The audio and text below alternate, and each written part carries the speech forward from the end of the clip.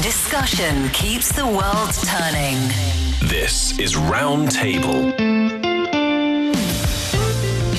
You're listening to Round Table. I'm Steve Hatherley today with Fei Fei and Xingyu. Coming up on today's Soapbox, a mother wants to protect her child from bullying, so she files a complaint. Then she files another. Then she goes after a university professor. The problem, no one seems to agree with her bullying claim. Court is in session, and Judge Fei Fei will deliver her verdict. Our podcast listeners can find us at Roundtable China on Apple Podcasts. Don't forget, we love to hear from you, so send your voice notes to us. Roundtablepodcast at qq.com. Once again, roundtablepodcast at qq.com.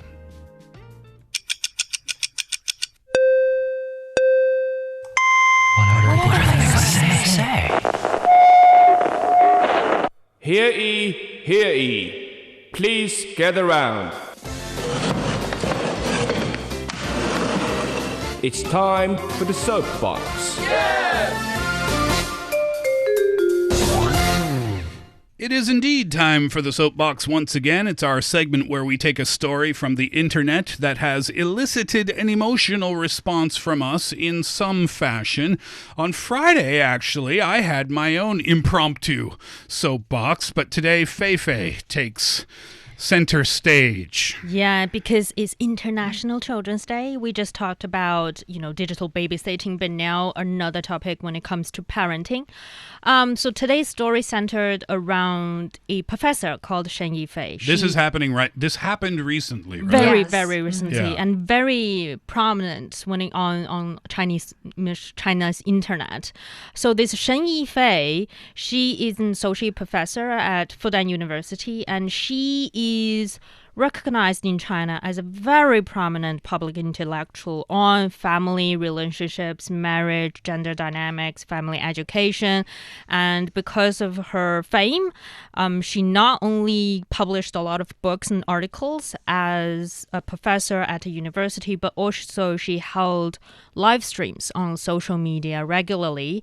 And she also have online classes, teaching children, especially parents, how to handle a lot of relationships in families, with their children, with their partners. So she is quite well known.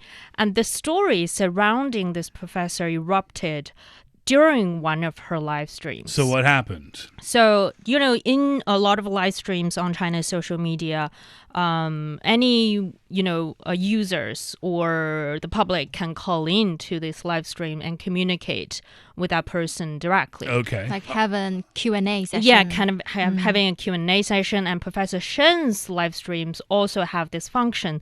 So a parent connected to that live stream and seeking advice, saying that her elementary school-aged child were bullied at school.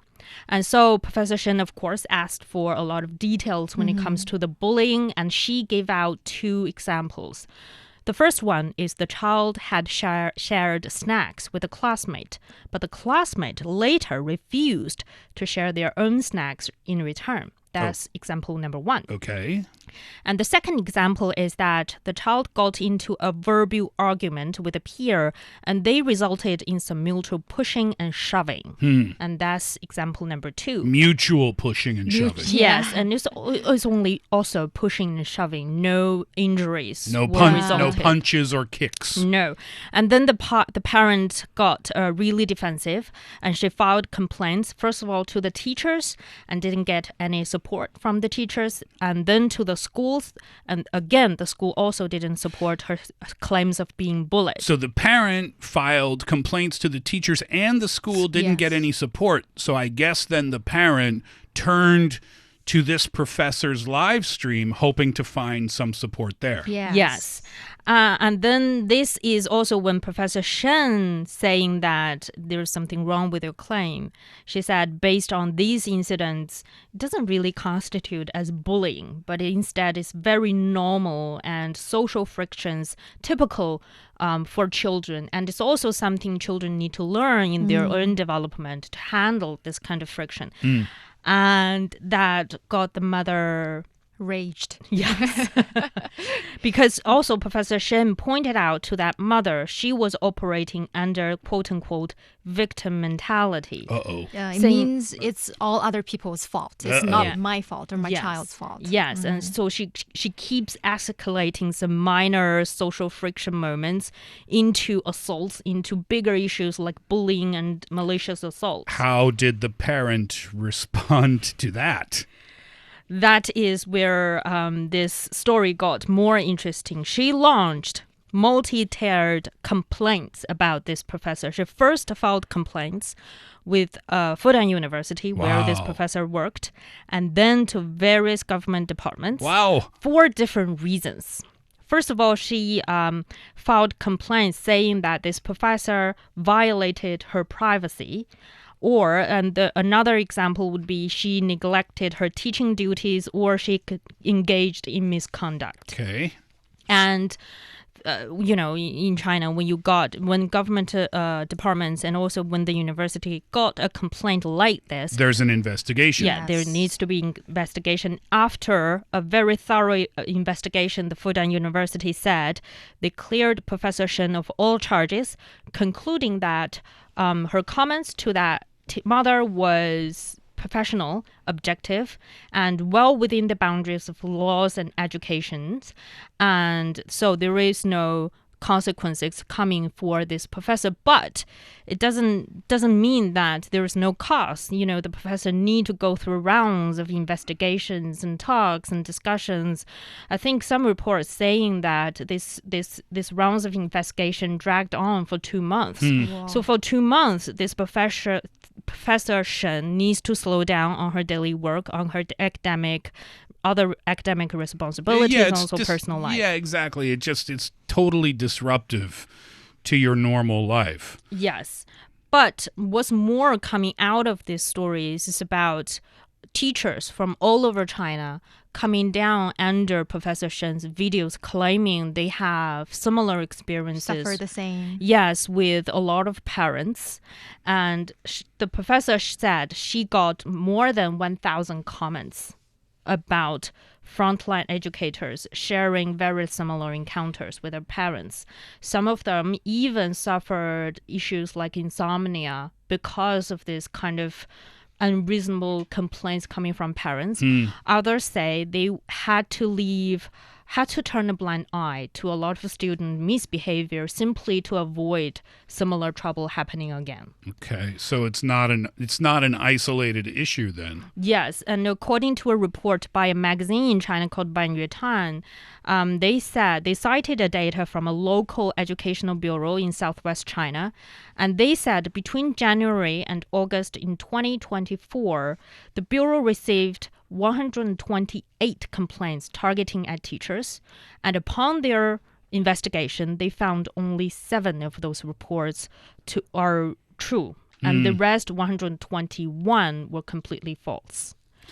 So, as a mom, this had you feeling something. Yes, and that brings me to my today's soapbox.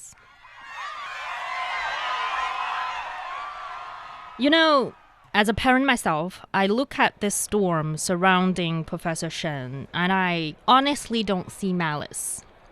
I see anxiety, and I think all of us parents carry, because underneath that victim mentality is a very heartbreaking truth. We are terrified that our kids aren't equipped to handle this world.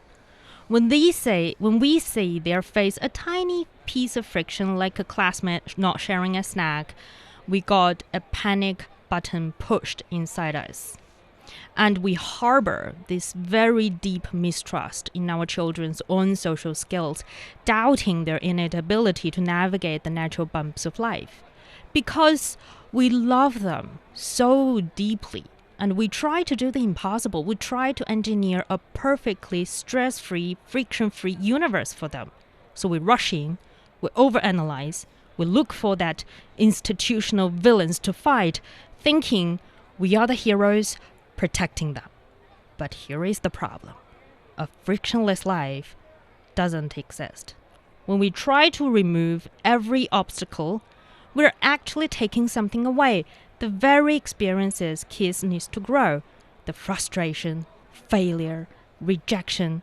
These are not things to eliminate. They are the raw materials to build resilience. And if we want our children to be strong tomorrow, we have to let them face the world today. And that means sitting with our own discomfort, stepping back, watching them fall, and watching them learn to stand up on their own again. It's not easy watching your children go through rounds of heartbreaks. And the harder part is learning to tell ourselves, let go. It is what it is. Well said.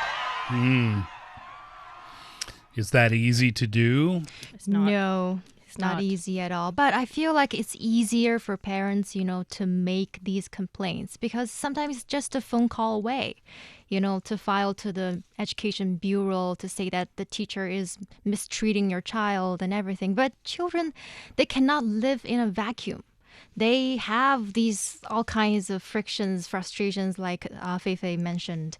These are their process of learning. Yeah, and for that mom who complained to the teacher or about the teacher and then to the school board and then about the professor and registering complaints with the university and then with the government, I think it's easy for us to look at what she did and say, what's wrong with her? What's wrong with her? But instead of looking at what she did, maybe we should look at why she did it. And I think Fei Fei touched upon the things that are probably the reasons why she did that. There's insecurity there. She kept going to different people looking for someone to support her. And all she was trying to do, right or wrong way, I think we can agree it was the wrong way, was try to protect her kid. That's what she was trying to do, right? So I get that. Your kid comes home from school, they're really upset, maybe they're crying, they're visibly distraught. You want to make them feel better. But I guess there's a line, Fei Fei, because you got to make them feel better, but you can't go to the point where you're not allowing them to deal with difficulties on their own. Yeah, and I have to say, it is much harder to sit back and watch them go through this kind of friction. The easier option could be, going out and blaming this on somebody else. But I think as a parent, sometimes you have to do the harder part. You have to make the harder choice, even though there is an easier, even though it's not right, but it's an easier option out there. Can you remember any examples of your childhood where you had to kind of deal with your own issues and where your parents stepped back? I remember this conversation with my mom when I was a kid, and I was young. My mom said, "Listen to me, Steve. I'm going to tell you something right now. You have a problem with your teachers at school. I'm taking their side." My dad was a high school vice principal, and my dad said, That's what my dad always said. So I thought, oh, okay, that's fine. Then a little later on in life, Mom said this to me: "Steve, let me tell you something. You ever have a problem with the police? I'm going to come to that jail and lock the cell myself.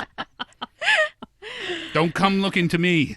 I won't be helpful." And I was like, I don't plan on having any jail time in my life. But I think what she was saying to me was, stay out of trouble. Yeah. And if you do happen to find yourself in some sort of conflict with your friends or whatever, try your best to deal with it on your own. Of course, my parents were always very supportive of me and always had my back, but I remember that. And the reason why I remember it is because the message that I took away was basically very clear to me, is that if you cause trouble, you are going to deal with it. Yeah, and I start to think I didn't really have this kind of problem when I was in elementary school, but when I went to boarding school for junior highs. And because at that time, we don't have mobile phones, we don't have a very convenient communication back home, and I can only go back home on the weekends. So during the weekdays, everything is on myself. And that is when I realized, a bunch of teenagers get together all day, 24/5. There are a lot of frictions happening.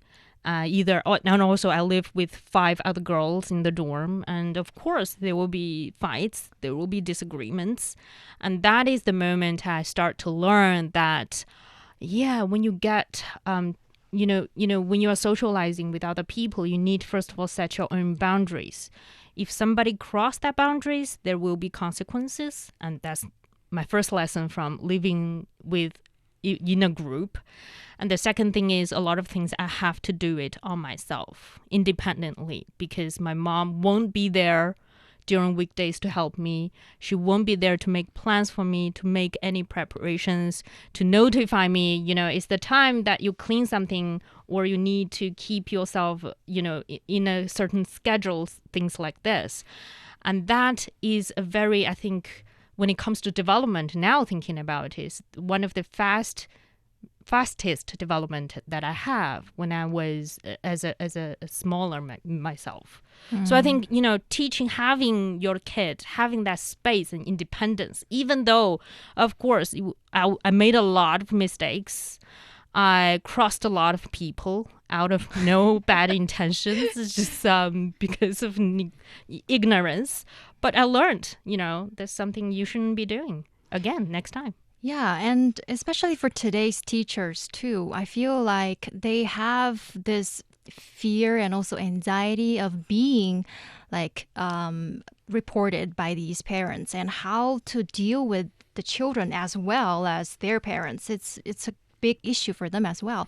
But in my opinion, I feel like teachers and parents, they are allies. They should work together to protect these children.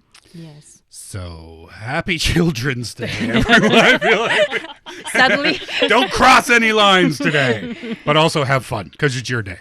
That'll do it for today's roundtable. For Fei Fei and Xingyu, I'm Steve. We thank you so much for being with us today and ask you to come back again next time.